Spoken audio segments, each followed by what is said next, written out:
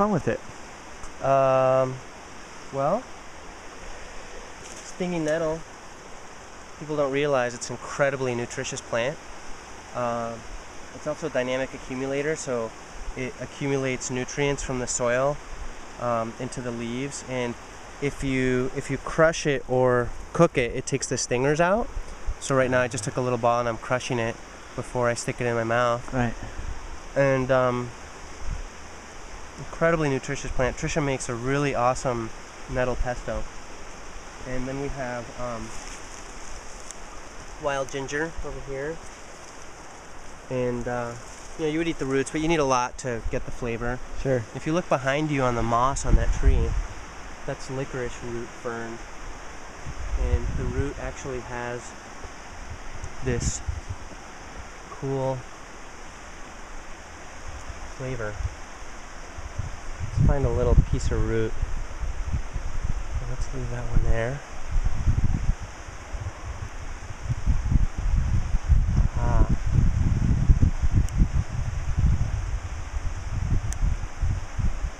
So, take all the extra stuff off.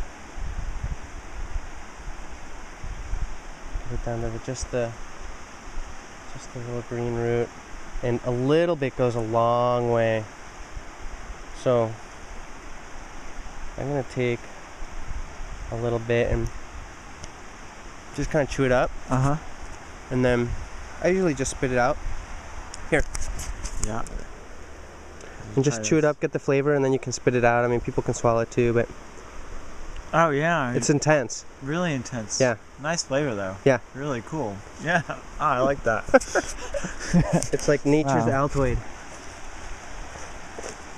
We could do the whole. We could do a whole series on this. Just walking around your salmonberry. Obviously, you know, edible berry, but the flowers are edible too. So. They have a flavor? They're kind of sweet. Yeah. They're subtle. The licorice root fern might drown that out. And that's true. I might not be able to taste anything except for that for a few minutes. It was good though, I have to say. It's very good. It's like the type of licorice flavor that I like. Oh, cool. Native violets. The leaves and the flowers are edible, high in vitamin C.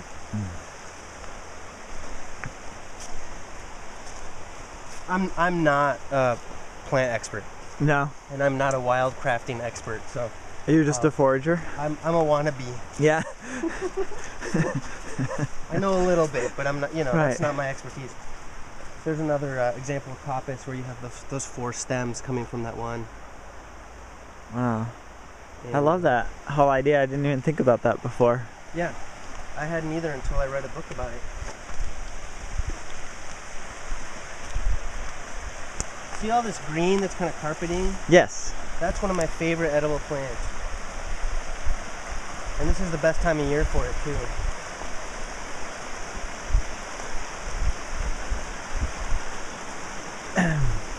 Is it something you would eat like a salad, or how would you eat it? You know, I've only eaten it like this, raw. Yeah. So just making sure that I'm not gonna, you know, chew up any bugs. Right. And it reminds me of spinach. Yep. It's called water leaf. So. Yeah, any one of those. Nice. Check for bugs. Yeah. It's always important to check for bugs if you're gonna eat in the wild. Unless you like bugs. We'll talk about the medicinal qualities of bugs later. Oh, look at the moss on the trees. It's amazing. But that's the Northwest. It's everywhere like that. The moss. It depends where in the no, you get more, you know, or less. Yeah. We're right on the edge of what you'd consider rainforest. Right here. Yeah. Oh, nice. Temperate rainforest. We're gonna go this way, but let's check out the Microhydro. Okay. Lead the way.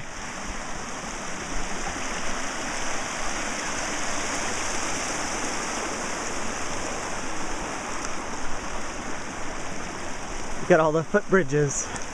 Yeah.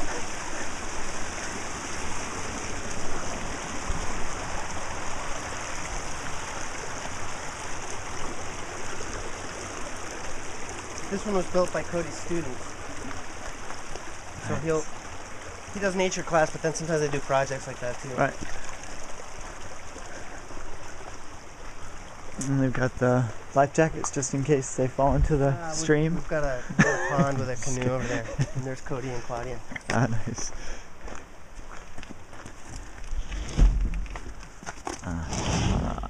So we're going to build a lid for this. It's not quite done. Right. And we're still going through the permitting process. So come on up on this side. Don't worry about this fly pipe. It's just lids. So what we have is that white pipe there has a 130-foot drop and about a 300-foot run.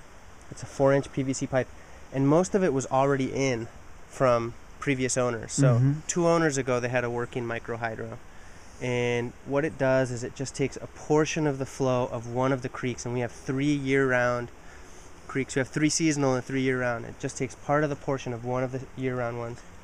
Comes down this 4-inch PVC pipe, and we're going through all the permitting, everything, and then it comes into this generator, and then from this generator it goes up to the house and through an inverter feeds some batteries, and then goes back into the grid.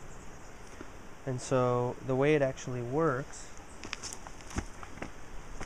you can see on this gauge there's a 70 PSI, that's pounds per square inch. So we open the big valve and then just start on these guys.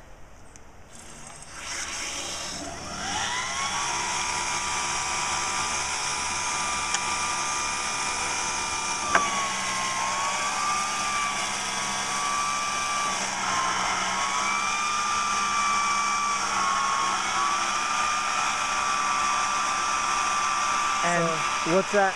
Alright, that's great. Let me turn it off. Yeah, sure. That's awesome.